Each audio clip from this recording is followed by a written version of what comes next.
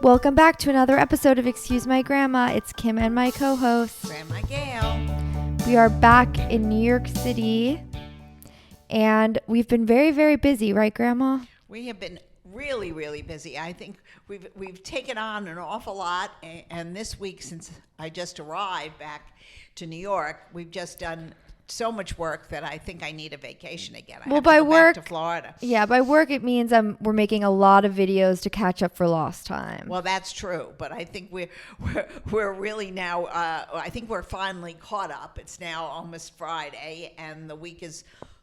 The first week of May is starting soon, so we can wind down a little bit. Yeah.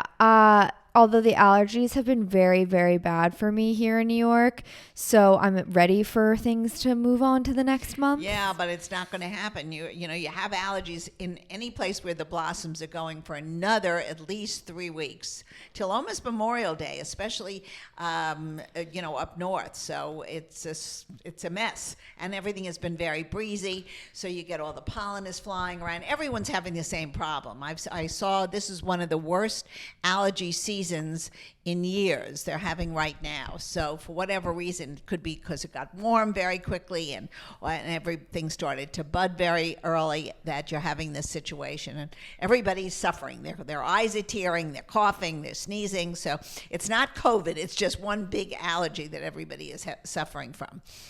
Well, luckily, we will be escaping New York and going to Italy in just a few days. I can't even believe what we're doing, Kim, but it should be fun. Which we haven't posted about on social media yet, but we'll give all of our listeners a little sneak peek of what is to come. So if any of you have seen the movie Book Club with Diane Keaton, Jane Fonda, it has an amazing cast. There's a sequel coming out, and we are going to promote the film with some other influencers and the production company Focus Features who made the film to Rome and Venice. And we're actually, I think what we're doing is basically the same itinerary that the actresses did in the film, which should be fun. Mm-hmm. And I think they're going to get our slant on things that are a little different perhaps than the actual actors who are professionals in their field. So this should be a hoot. And of course, Lufthansa's flying us over, so that's going to be fun. And I know that all the planes are jammed. I saw that in the paper this morning, that every single flight is busy, which I can't figure out. I'd like to know where everybody's going in the beginning of May. They must all have vacations.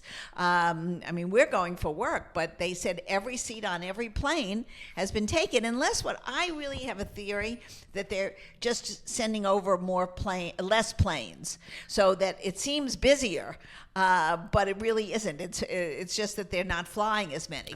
I don't know. I don't know either. This is something that's beyond my control. But the one thing I did find out, JFK is going under major renovation as of this coming Monday, May 1st. Now, for anybody who's ever been on the Van Wyck Expressway in coming back from the airport knows it's been under construction for at least, I'm 80 years old. I think the last 60 years it's been under construction.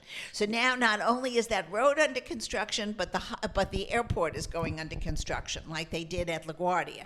So all the ways of getting to the airport are going to be just a disaster. So I think we should leave now, Kim. We need at least 3 days to get to the airport.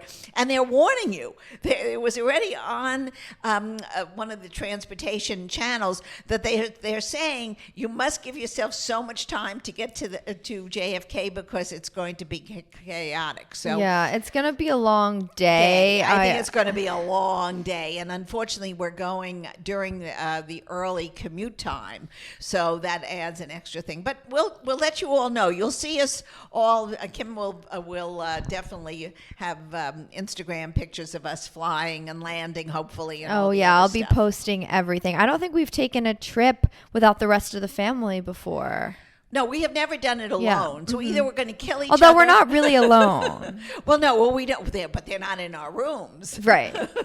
No, there are several other people doing it as well. So it should be fun. It'll be a very interesting experience. Yeah, I mean, we have to still delve into the itinerary a bit, but there's like a cooking class and a film screening and all of these different things. I don't know what we're packing yet. You kind of started. Well, I started because I started looking at the weather.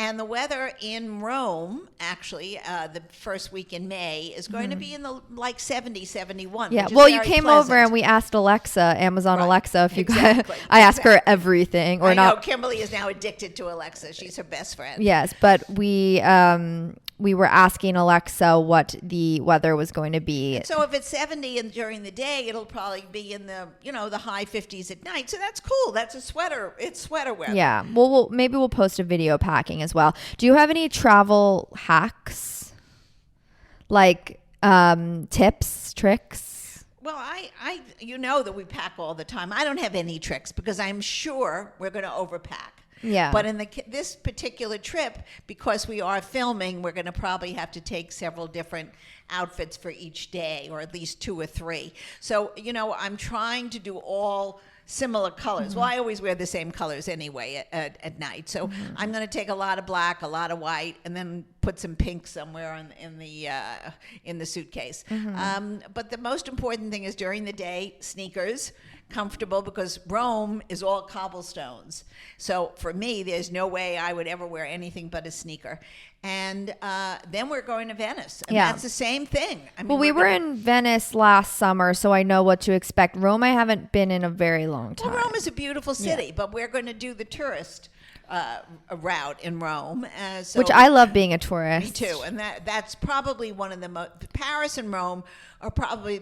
2 of the most beautiful cities to take tours on, because it's so historic, and you see all the fabulous sights, the Colosseum. You can't believe things like this are still standing thousands of years later. And it's beautiful. It's beautiful. And we're staying in a small little hotel on somewhere downtown Rome, which I've never been to, and I'm sure that'll be fun too.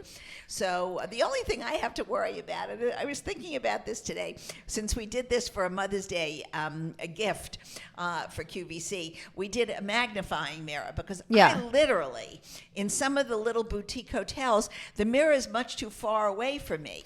So I'm debating, I think I'm going to have to pack like a little folding. Yeah, maybe mirror. not. I love the QVC mirror, but that's like for the home. That is not a travel mirror. Right. But I'm going to have to I do have one that collapses, and I'm going to have to put it in the suitcase, because I really, if the mirror is too far away in the bathroom, I can't see anything. Yeah. So, and I know that those trendy hotels are not made for 80-year-olds. Yeah, I'm not sure. I guess maybe bring it just in case. That's what I figured. Yeah, but any of you listening, if you have recommendations for spots in either city, please let us know. We'd love to hear. We need one restaurant in Rome. Yes. One restaurant that somebody thought was their best one that they loved. Yeah. I just had such a weird deja vu. I don't know why. Like sitting here and having this conversation. But do you ever get deja vus? No. Oh. Okay. What were you thinking about? About looking at my computer talking about Rome. But we've never done this, so I don't know why I would have a deja vu. Okay. Weird. I don't know. Weird headspace. Okay. Anyway, excited for the trip, and we will keep you guys updated. Let's talk about some of our videos we've posted in the last week. I recreated one of your outfits when you were dropping off Uncle Jeff at camp. Did you see that one? Yeah, I think so. Yeah. People said we look like twins. Yeah, well, you know what? When my hair was darker and longer, It wasn't that dark though, but it was long. Yeah. Yeah. It was never as light as it is now, because I went blonde much later on in my life. But I had similar color to you, so maybe a tad lighter, and I had long hair, so we have similar features. And, when you put the clothes on, they're the same colors and the same pants and the same accessories, you tend to look alike. True. What about the video where we were rating dating icks? Remember we did one where you said if a guy or a girl isn't able to use cutlery normally as a grown-up, that's just ridiculous. Like that's... Well, unless they're in India. Okay, but like full fist using a fork, like not No. knowing how to use a Well, fork. I think that's etiquette, and I think that has to be taught early on. I think by the time you're 5 years old or 6, when you have a family dinner, the mother or the father has to teach children how to hold a knife and fork. It's not that easy. You have to have it in the proper way, and for the child to be able to saw. There are some guys that like hold it weird. I've noticed. I don't know. Because they probably weren't taught the proper way. Maybe. So it goes back to Pretty Woman. Remember that scene where he teaches her how to pick I need to take one of those classes. Oh, please. No, not because that was like very fancy dinners, like knowing the soup spoon, the when little you fork, eat from the outside in. Right. That's the way it goes when you're having we don't go to too many formal dinners. No. So I don't think anybody does anymore. We did, that was the interesting thing we were talking about this winter down in Florida. Nobody really gets dressed fancy anymore. There's no reason to buy. I looked in my closet because I had to go to a museum function about 2 weeks ago, and I really looked at. I had no dresses that really were new. They were like 7 or 8 years old because I haven't purchased anything like that because I find mostly people are dressing casually. They're dressing down. They're wearing pants and shirts and sweaters and little jackets that are not, really ultra fancy. And our lifestyle since COVID is really, become much more informal, especially even if you go to work in an office where they're not, most times they don't wear a tie, and many times, unless they're going to a meeting, they don't wear a jacket. So it really has changed our lives and how we dress and everything. And of course, going into the stores, I sometimes look at some of the clothes and I say, where am I going to wear these things? Unless you have a special occasion, if you have a wedding or a birthday party that is going to be very dressy, you tend to just, wear something that's pretty and nice and not really that flashy. Except for that one wedding thing you showed me, the Sofia Richie's wedding. Exactly. Of course, at that everything looked beautiful. Yeah, well, that's a good segue to our headlines of the week. Grandma Gail, I'll go first because mine are kind of the lighter ones. I was going to talk about Sofia Richie's wedding in Hotel du Cap. She took over the whole hotel in the south of France, and now so basically, for those who don't know, it's Lionel Richie's daughter. She used to date Scott Disick, who was with the Kardashians. Now she's dating a music executive who's kind of like like a normal guy. And I think now it's kind of gonna change what all of the influencers and stuff are wearing into this almost like old money chic look that people are calling it. But for most people, I would say 99.9% of the people who are listening to us or reading a magazine, our lives would never have this kind of glamour. It's just not realistic. These are people who make their living being in the public eye. They're very, very comfortable. I think that it is a rarefied event. And when you're planning your wedding, don't think about these things. Think about the beautiful and not the occasion itself and what the meaning is of two people getting together to be one couple and joining. And it is wonderful to have a beautiful setting, and it could be on a lake, it could be in a hotel, it could be in a church, it could be in a synagogue, it could be out in the back lawn. These type of extravaganzas that we read about or that we see on TikTok or whatever are really for the 1%. And the other 99% don't ever live like this, and there's nothing wrong with it. But we really must tamper down our expectations of what an event should be. I mean, I'm very much against everybody thinking, oh my gosh, I can have a wedding like this. First of all, nobody can have a wedding like this unless you have a billionaire father or a husband that can afford this, or that you can afford this. So that's the most thing. So I want to just say to our audience, we love it. We like to look at the glamour. We love to look at the outfits, and we're very excited for the couple. But we shouldn't project our own lives into being able to do this, because it's really not a real kind of existence. Well, I agree and I disagree. I think there needs to be an aspirational figure when we're looking at celebrities and things. I don't think I'm looking at this being like, oh yeah, Paris Hilton's at her wedding, she's going to be at my wedding too. No, they're related, right? Like I know that Paris Hilton's not going to be at my wedding. I know it's not going to be with all of these celebrities. I think you can have super classic style. It doesn't have to be designer. And we're just talking about an aesthetic here. I'm not talking about actually being old money rich. I think what people, when they hear this kind of comments that these girls throw out and talk about on these on social media, they sort of get envious, and that really it's not reality. It's like when everybody, I was talking to you about this before. Everybody a year or 2 years ago had to have a big butt. They were injecting things in their butts, and they had to have this look and that look. Now all of a sudden they've come out, no more butts. They're taking all the stuff out. So, this is not for real people. This is for people who make a living going out and showing off in certain ways that they want to have copied because that makes them famous. But really, most people live in a very nice life without having to emulate these kind of trends. I do think you're right. Classic I don't think trends have to do with money, though. I think to say, oh, you're not living an extravagant life, so you can't dress cool or the way you want. Dress cool, but I think you shouldn't project that this is the way a wedding should be. This is not the way a wedding should be. This is really this is made up, just like the rom-coms are made up. This is not reality. So I think this is coming back to the major difference between us that we talk about all the time, the daydreamer in me and the logic in you. Probably, Kim. I think I see these things, and I am a smart person. I don't think I'm saying like, oh my gosh, every wedding is a princess, but it's fun to like dream about it, and right? No. Like I think it is. Okay. I think we're gonna agree to disagree.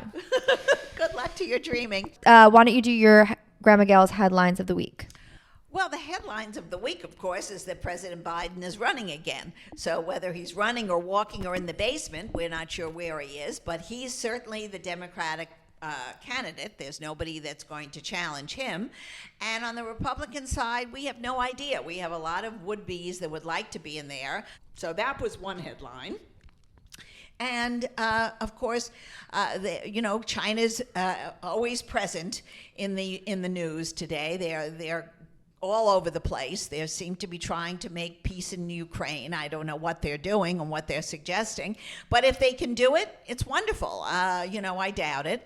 And of course, the other thing that bothers me that we haven't spoken about in a couple of weeks is that the Wall Street Journal reporter, Evan, has still not been actually not done anything.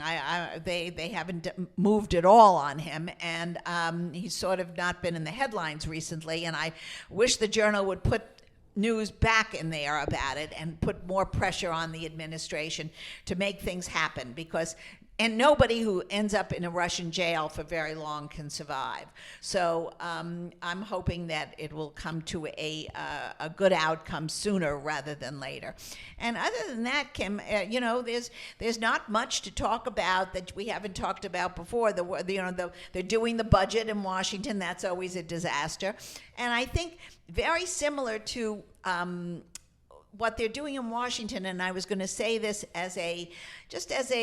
since it's tax season is over and all that kind of stuff is behind us, people have to really be aware of their finances in the year to come, because I think we are going to go into a mild recession, hopefully a mild one, not a serious one.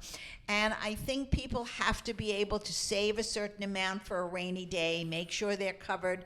If they lose their job, which many corporations, unfortunately, now have to lay off workers. I know Bed Bath & Beyond just closed, and so many others are going into bankruptcy because of high costs, and they can't do it and make a profit.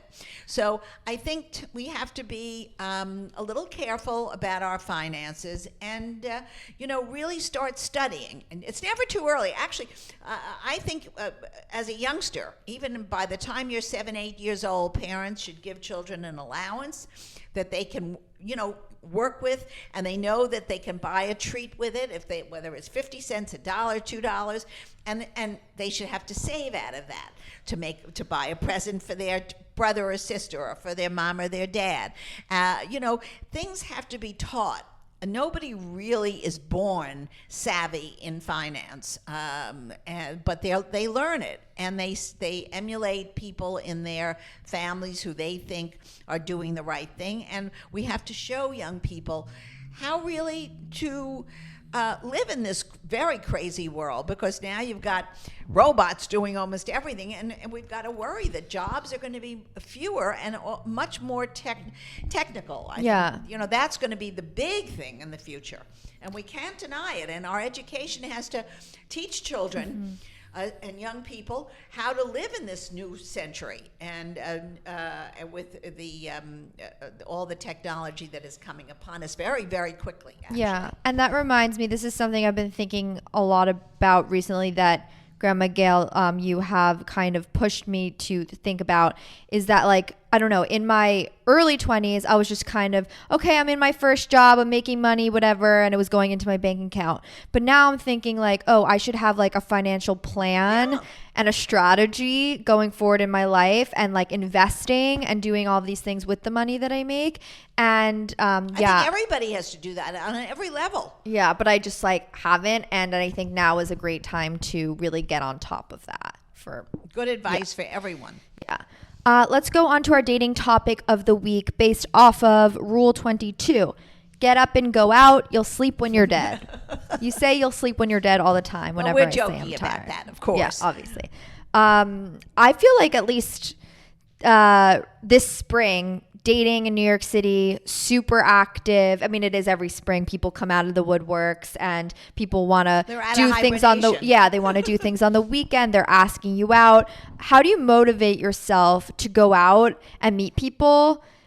For one, if you're kind of like an introvert or get tired easily or don't want to say yes to everybody, or if you don't like the late night bar scene kind of thing, like how do you motivate yourself to be social? Well, Kim, that I don't know, because everybody's got different circumstances of how they want to live their social life. However, I think what young people today, since they're so busy during the week with their careers or with their job of whatever sort it is, need to they have to prioritize, and they have to say, listen, I also need a social life. I also would like to find a partner who I enjoy doing things with. And I think over dating at a certain point is no good either. I think when you're starting out, all these apps are exciting and all these multiple dates are great. But at some point, if you're really not interested in dating anyone in particular, maybe you should just take a hiatus and not date anybody. No. I don't agree with that. I hate when people say take a break. What do you mean take a break? If someone asks you out, you're going to say no? No, I think you go out, but the thing is, it's not. You can't be a serial dater. I don't think. But this is where the it gets confusing, because like I agree. Like I think you would get burnout if you keep. Well, that's what happens. But I'm saying, like, and this happens to me all the time, and I've kind of spoke to this of, if someone asks me on a first date through a setup, through whatever, like, I'm not going to say no if I don't have a reason. But let's say I already have 4 dates this week. Then you have to push it. But now I'm serial dating, and now I'm saying I'm booked out for the next month. Yeah, and but that's no good. But then how do you avoid that? I think what you have to do is you have to say to the person that calls, the fifth person that calls, say, listen, let's push it to next week. I am inundated with work. But you're still serial dating is what I'm saying. Well, you are. But eventually, one person's going to stand out, and that you're going to like and enjoy spending time with. And then I think you have to drop the others for a while. I think if you find somebody that you like or that you feel is interesting, you should not date 4 other people the same week. You have to give somebody enough time to go out with them a few times consecutively, because otherwise you're just randomly dating, and it makes no sense to me. But everybody has a different style. To me, dating serves a purpose, to get a partner in life, not just to go out for dinner or not just to walk in the park. So if that's not, that's my advice is. But if it's Okay, sorry. No, go ahead. I was gonna say if that's the goal, which is also my goal, then you better make the right decision. So then I don't think it's guarantee, like I know, but I'm saying, but then it's like if you're going on dates, it shouldn't be like, okay, this one's halfway decent, so I'm gonna pick them. Like I feel like you should date until you're certain that that's a good fit. Well, I think you should date, but you don't have to have 4 dates in 1 week. Yeah, there's a middle ground. There's is what we're saying. there has to be, you can't go crazy because then you get confused. To Yes. tell you the truth, you don't even know what you're doing. It's yeah. overwhelming. And also for the guy. It's not fair for the guy. It's not fair for the girl. I think it's really, you got to sort of spread it out. And if you see 2 people that you find are interesting and you like spending time with them, fine. You can't have 5. 5 people in 5 days is But just you can too have many. 4, right? Not me. Oh, okay. I think it's too much. 50s movie of the week. I'm thinking we do Gigi Goes to Rome. Oh yeah, that's good. Since We'll we're be in going. Italy. I used to love the Gigi movies, also 50s and early Everybody 60s. loves them. That got me hooked on like that era of movies because it's like cute, easy. She goes to a bunch of different places. I mean, Gigi goes to Hawaii. She goes to Rome. She goes All everywhere. over the place. She went all over the place. And she's small like us. Okay. Another great episode of Excuse My Grandma. Rate us 5 stars wherever you're listening. If you don't already follow us on social media, we're Excuse My Grandma, so look that up on Instagram and TikTok. We'll see you next week.